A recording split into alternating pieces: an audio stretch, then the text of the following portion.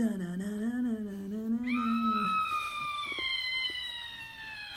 god. Hi everybody, welcome back. It is Wednesday, so that means we are here to show you everything that is new from Dark Horse today on New Comic Book Day. I am Kara, I am the social media coordinator for Dark Horse Comics, and with me we have a new friendly face on our videos. With me is Brett. Brett, for you. Yeah. I'm an assistant editor on a lot of the books we're going to talk about today. Yes, so.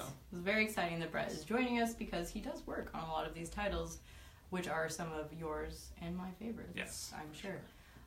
So we have a lot to cover today, and we are just going to dive right into it. First of all, remember, if you just share this video, you can win a copy of everything that we talk about today. Again, all you need to do is share the video, no emailing, just make sure that your share is public so that we can see it, and then check back within the next 24 hours to see if we have commented that you won.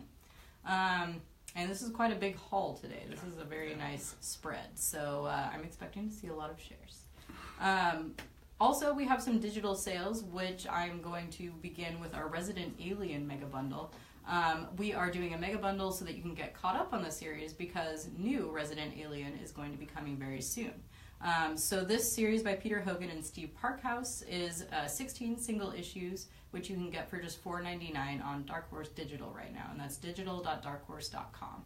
And we'll drop links for these sales below when we are done. And we also have another sale. Yes. So much like Resident Alien, there's a Department H Mega Bundle.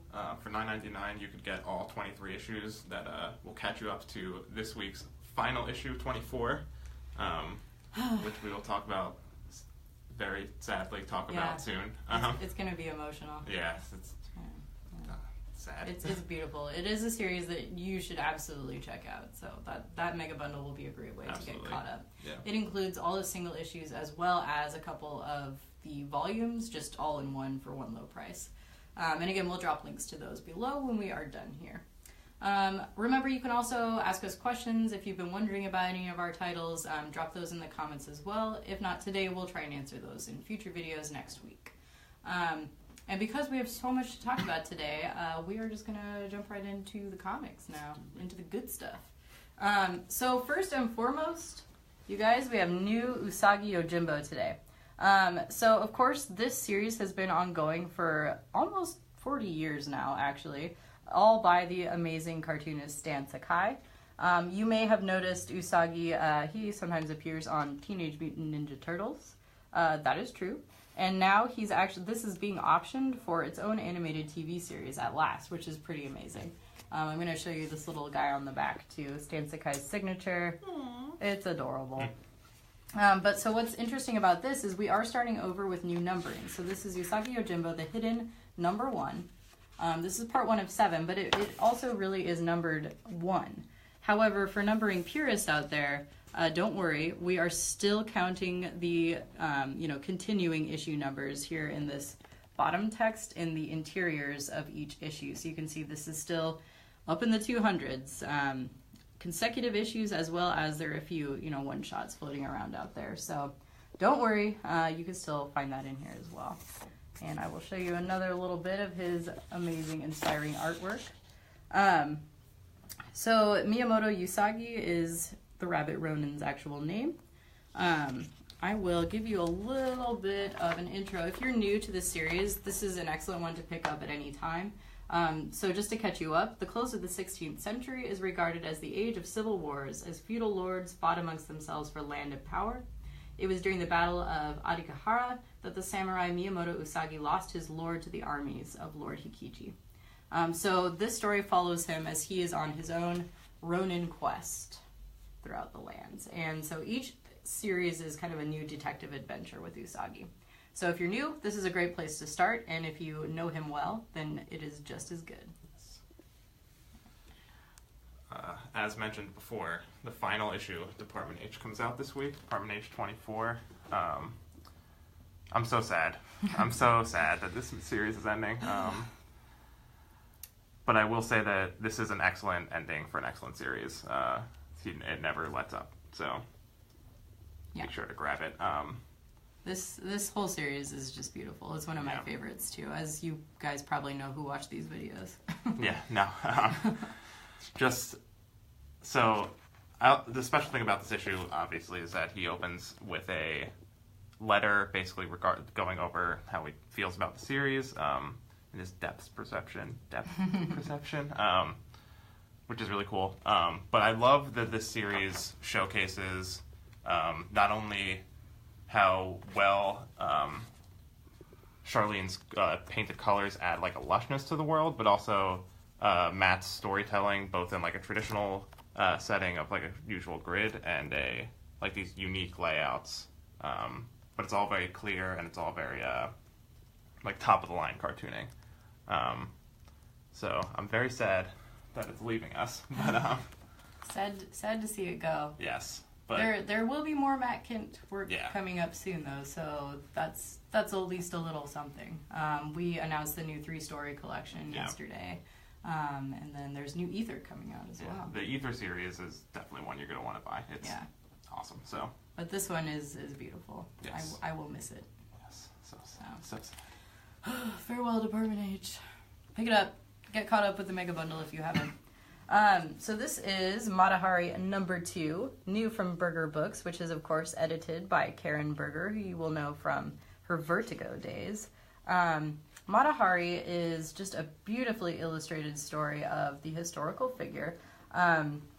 Emma Beebe, the writer, has done an immense amount of research to really bring this character to life, to tell her, true story, as well as the kind of persona we've all been introduced to.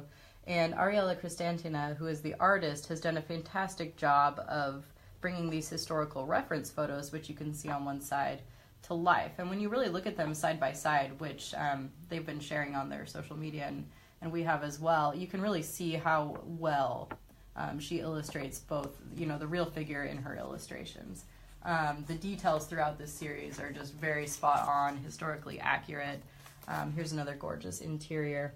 This issue gets a little more intense as we get to see into more of Margareta's past. That's, of course, her real first name.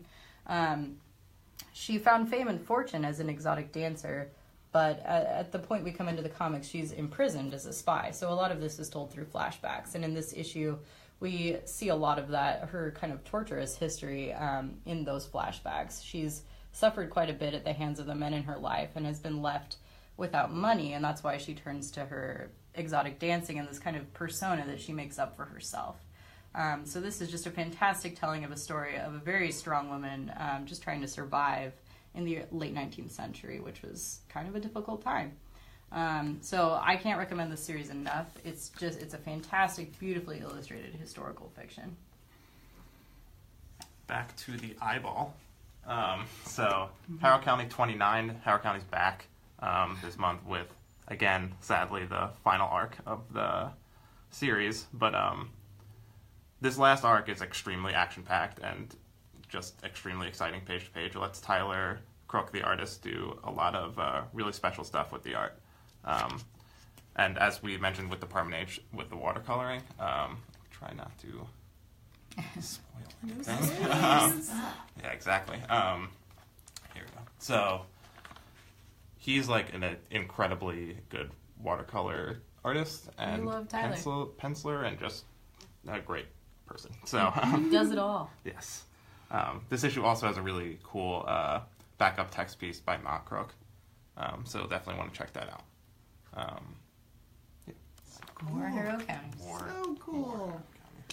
Sort of sad. Okay, a lot sad that is coming to its conclusion too. But we still have a few more issues left, so that's good. And they're going to be at C2E2. So if you also will be at C2E2, there will be a lot of exciting events going on with Kalimban and Tyler Crook. Yes, say hi to them. They're awesome. So. Stop by. Yeah. And also in single issues this week, we have a new Vinegar Teeth. This is Vinegar Teeth number 3. And of course, this is the humor/horror series from Troy Nixie and Damon Gentry. They are joined by colorist Michelle Madsen on this issue, which brings an even more, brilliant depth to their very already intricately illustrated comics. I love that Troy Nixie even, illustrates the lettering, essentially, to really bring the humor to life in this. Lots of good sound effects, especially from Vinegar Teeth himself, who is, of course, Detective Artie Buckles' Lovecraftian monster sidekick, who is learning how to be a cop. But in this issue, he's also undergoing some interesting changes. Just constant. As we see the Lovecraftian influences come to the fore. This is the penultimate issue. It's number 3 of 4, so things are really kind of getting intense in this issue. They're fighting off shambling zombies, and the city is being overrun by, who knows? Fans of Lovecraft will probably recognize the homages. So that's a fun one. I think any fans of humor or horror will enjoy that. Yeah, I love in that book how you mentioned Troy Letters himself, and he kind of just breaks the formal rules with it, and he'll whatever you can do in the medium he wants to put in this book. So occasionally there's word balloons with pictures in them, and it's great. It's all over the place, but it's all a lot of fun. So a lot of great tentacle sound effects, like slurp and blorp, and Lord knows what else. It's a lot of fun. If you like the buddy cop humor, you just kind of have to accept that it's silly, fun humor as well as Lovecraftian horror. Yes. So on to the trades books section. Look what it is. The highly anticipated Alien Dead Orbit collection is finally out. From the incredible artist, writer, person James Stokoe. So the story of this is essentially, a Weyland-Yutani crew investigating a vessel. And there's aliens. And aliens all around. But the art in this book is open to a great page. Truly incredible. Yes. The level of detail that Stokoe fits into each page is kind of mystifying. And I love his he colors end letters as well, and it's a really nice package. Yeah, he did absolutely everything on this series. Exactly. Yeah. Craziness. Page It's beautiful. This collection also has a sketchbook section in the back that has his line work, which is just as detailed. It looks like he it looks digital, but it is it's all pen and ink. It's all just craziness. James Stokoe is amazing. He's extremely unique. Does he do it?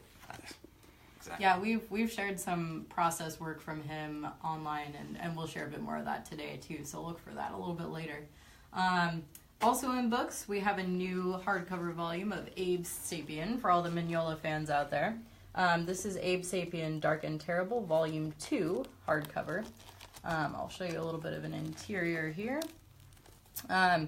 So this collects Abe Sapien Volumes 6 through 8, and the artists on this one include Tyler Crook, of course, who has done some work on BPRD as well as Abe Sapien before Harrow County.